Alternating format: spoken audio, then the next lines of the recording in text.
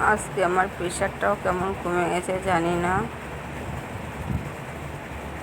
তো প্রেশারের জন্য আজকের আমার অবস্থাটাও খুব খারাপ। আর কি বলবো বুঝতে পারছো, অনেকদিন ধরে বড় ভিডিও দিতে পারছি না, কারণ বড় ভিডিও দেবো করে আমার শরীর খারাপের পরে একদম ভিডিও দেওয়ার না। খুব চিন্তিত হচ্ছে, তোমাদের সঙ্গে কোনো গল্প কথা বলতে পারি না, খুব মনের ভিতরে দুঃখ থাকে। তো সেই কারণে তোমরা যে যে রিকোয়েস্টের ভিডিও বলো আমি দিতে পারি না। আমার প্রচণ্ড শরীর খারাপ, জানি না কি হবে কি না। আর এতটাই প্রেশার কমে গেছিলো যে আমি পুরো মাথা করে পড়েই গেছিলাম। তারপরে হঠাৎ করে একদিন আমি কি বলবো, যে আমি যেহেতু মেশিনে কাজ করতাম তোমরা সবাই জানো, তারপরে ওখান থেকে আমার শরীরটা ঝরঝরি না হওয়া পর্যন্ত আমি কাজ করতে পারবো না। তো সেই কারণে আমি কিছুদিন কাজও অফ দিয়েছি। অফ দেওয়ার পরে আমি তোমাদের সঙ্গে গল্প করতে ভালোবাসি।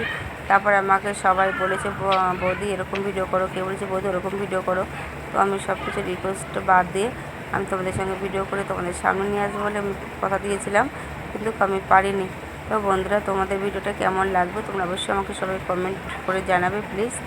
আর কার কতটুকু অংশ ভালো লেগেছে সেও প্লিজ সবাই জানাবে। আর কি বলবো বুঝতেই পারছো। তো তোমাদের সঙ্গে জাস্ট হাসি মজা গল্প করা আমার খুব ভালো লাগে, আর আমি খুব আনন্দ ফিল করি।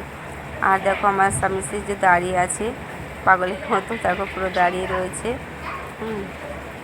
তো এই জন্য বলছি যে এতটাই বিরক্তি ধরে যায় যে নিজের শরীরটা যদি ভালো না থাকে তো কিছু ভালো লাগে। ওকে ডাকছি পাশে বসার জন্য, ও তো আসতেই চায় না ক্যামেরার সামনে। তারপরে জোর করে ডাকলাম, হাত ধরে টেনে আসলো। আসার পরে দেখো এই যে বসে আছে, বসে বসে কী করছে দেখো, চুপচাপ দেখছে, দেখেছো? কোনো কিছুই মনে হচ্ছে বুঝে না। একটা ভাজা মাছটা উল্টো খেতে জানে না, দেখো দেখো কিচ্ছু বুঝতে পারে না, পাগলের মতন করছে দেখো। হ্যাঁ, আমাকে একটু আদর করবে, একটু ভালোবাসবে, সেটাও বুঝতে পারে না, কারণ আমার তো শরীরটা খারাপ সেই জন্য। আমার এখন অনেকটা শরীরটা খারাপ, সেই জন্য ওরকম করছে।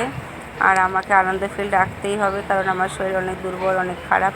তো বন্ধুরা, তোমাদের ভালোবাসার সাপোর্টে আমার শরীরটা যেন তাড়াতাড়ি সুস্থ হয়ে যায়, আর ভালো ভালো ভিডিও আনতে পারি। আর যেন আমি অনেক আনন্দের মধ্যে দিয়ে এখন থাকি বলে কেউ বুঝতে পারে না যে আমার সত্যি শরীরটা খারাপ। আবার কেউ বুঝতেও পারছে লাইভে আসলে, চোখ মুখের অবস্থা দেখে সবাই সবটা বুঝতে পারে না, কিন্তু কি করব বুঝতে পারছো। তা আমি এখন মোটামুটি এইখানেই চলে এসেছি।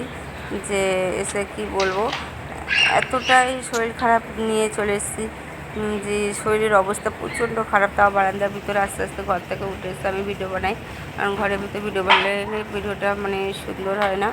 তো সেই সব কারণ নিয়ে একটুখানি ভাবলাম, ভাবার পর আমি আবার সরে এসে আমি আবার ভাবলাম যে না ভিডিওটা করতে। বন্ধুরা, কার কতটাকে ভালো লেগেছে সেখান থেকে কমেন্ট করো প্লিজ।